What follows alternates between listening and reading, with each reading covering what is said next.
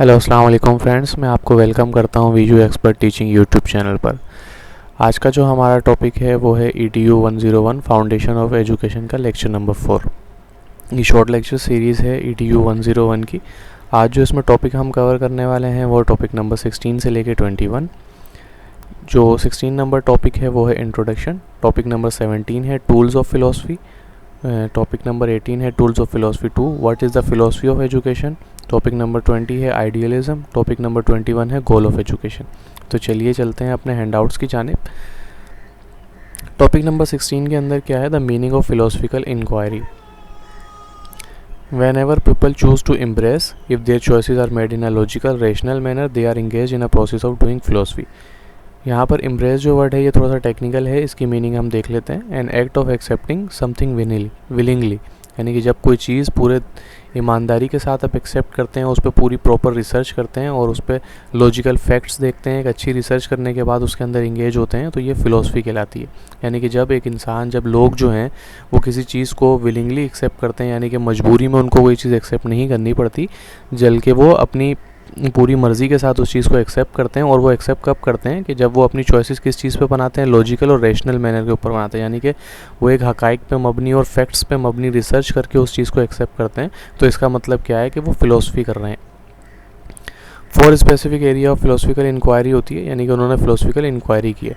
Philosophical inquiry के अंदर जो है वो 4 एरियाज़ होते हैं। Number 1 is metaphysics, concern with the question about the nature of reality. यानी कि मेटाफिज़िक्स जो है उसके अंदर कि हकीकत, कुदरती तौर पर क्या चीज़ हकीकत में एग्जिस्ट करती है, उसकी हम रिसर्च करते हैं।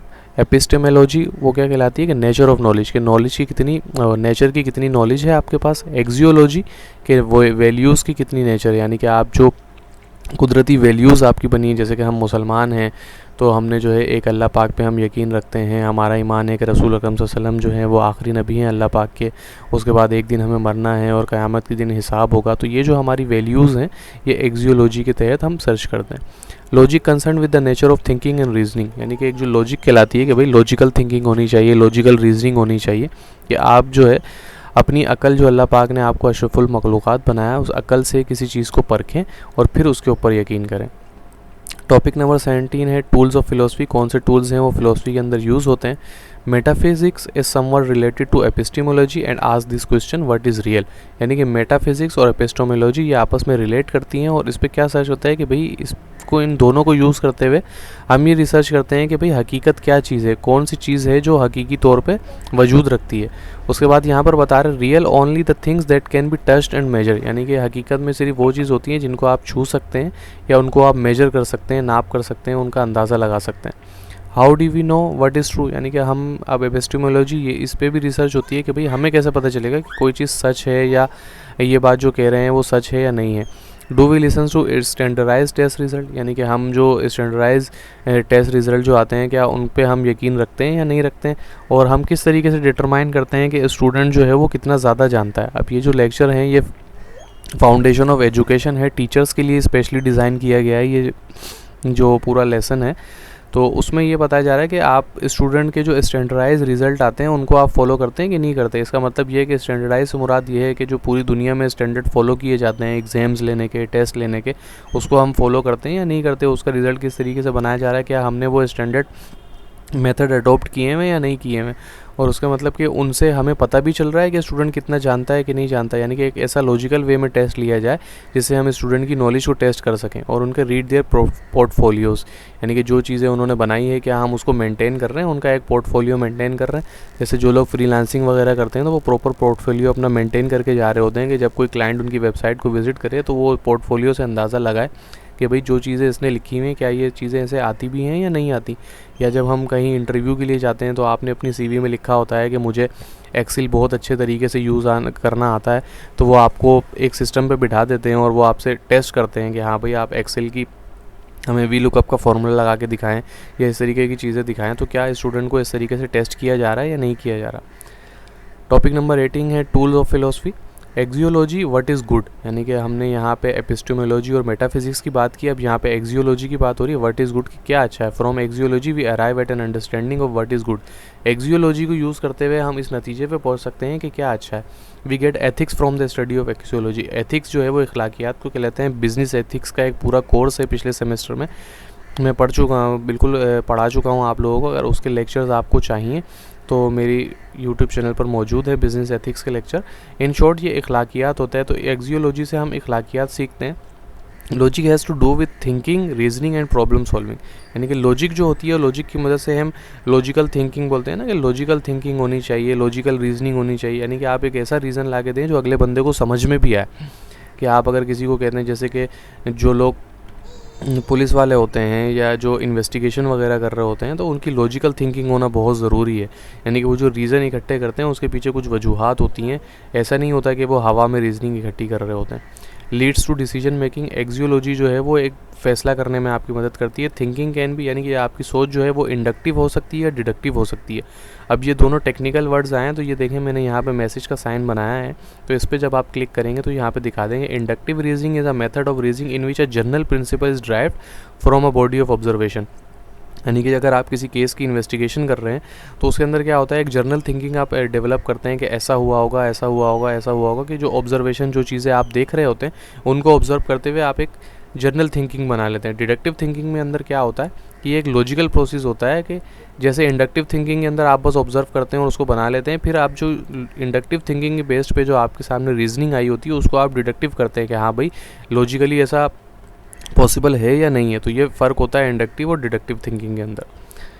What is philosophy of education? All teachers have a personal philosophy that colour the way they teach, यानी कि हर टीचर जो होता है उसका अपना तरीक़ाकार होता है पढ़ाने का, उसके अपने मेथड्स होते हैं जिस तरीके से वो पढ़ाता है। Eric Berne, 3 important question. Eric Berne जो हैं ये was a Canadian born psychiatrist थे, जिन्होंने थ्योरी बनाई थी ट्रांजैक्शनल एनालिसिस की, और इसके मदद से हमने इनको जो है, एरिक बर्ने जो है वो कैनेडियन बोर्न साइकेट्रिस्ट है, जिन्होंने एक थ्योरी बनाई थी जिसका नाम था ट्रांजैक्शनल एनालिसिस। उसमें उन्होंने क्या बताया था कि ह्यूमन बिहेवियर को एक्सप्लेन किया था। तो उनके जहाँ पे 3 इंपॉर्टेंट क्वेश्चन थे उस थ्योरी के, कि हु एम आई, मैं कौन हूँ, वाई आई एम देयर, कि मैं इस जगह पर क्यों मौजूद हूँ, who are all these other people and what do they want from me. यानी कि एक टीचर के लिए ये चीज़ है कि भाई मैं कौन हूँ, टीचर को ये सवाल अपने आप से करना चाहिए कि मैं कौन हूँ, मैं किस वजह से इस क्लासरूम में या इस यूनिवर्सिटी में मौजूद हूँ, और मैंने किस तरीके से, ये जो लोग सामने बैठे हैं, जो मेरे लिसनर्स हैं इस टाइम पर, जो आप लोग मुझे सुन रहे हैं, तो आपका क्या मकसद है कि आप रिज़ल्ट में अच्छा ग्रेड चाहते हैं और आप EDU 101 फाउंडेशन ऑफ एजुकेशन का ये जो कोर्स है इसमें अच्छा ग्रेड स्कोर करना चाहते हैं। तो मेरा मकसद ये होना चाहिए कि मैं आपके लिए जितनी आसानी हो सकती है वो आसानी में करूँ। आइडियलिज़म क्या होता है? योर ड्रीम ऑफ परफेक्शन, यानी कि आप जो है एक आइडिया अपने दिमाग के अंदर जनरेट करते हैं कि इस चीज़ को कैसे परफेक्ट बनाया जा सकता है। कोई भी चीज़ पहले आपके हाथ में आती है, आप उसको देखते हैं कि हाँ यार ये पार्ट है। जैसे एक ग्राफिक डिज़ाइनर है, उसको किसी ने कोई पिक्चर दी है, कोई सोच दी है कि भाई आपने इस चीज़ को इस तरीके से बनाना है, जैसे उसके सामने कोई ब्लॉग लिखा हुआ है और उसको वो पोर्ट्रे करना चाह रहा है पिक्चर्स के थ्रू। जैसे आपने अक्सर देखा होगा कि हम कोई इलेक्ट्रॉनिक इक्विपमेंट ख़रीदते हैं तो उसके ऊपर इंस्ट्रक्शन, पिक्टोरियल इंस्ट्रक्शन बनी हुई होती है कि इस बटन को आप यहाँ से दबाएंगे तो ये ओपन हो जाएगा, इस तरीके से इसमें सेल डालेंगे, प्लस का साइन यहाँ होगा, नेगेटिव का साइन होगा। तो ये जो पिक्टोरियल चीज़ें होती हैं, एक ग्राफिक डिज़ाइनर बना रहा होता है, ये उसको रिटर्न में लिख के दी जाती है कि भाई ये चीज़ें हैं। फिर वो एक आइडिया जनरेट करता है कि मैं इस तरीके से पिक्चर बनाऊँगा, तो जो यूज़र होगा, जो इसको ख़रीदेगा और इस्तेमाल करेगा, वो आसानी से इंस्ट्रक्शन को देख के समझ जाएगा।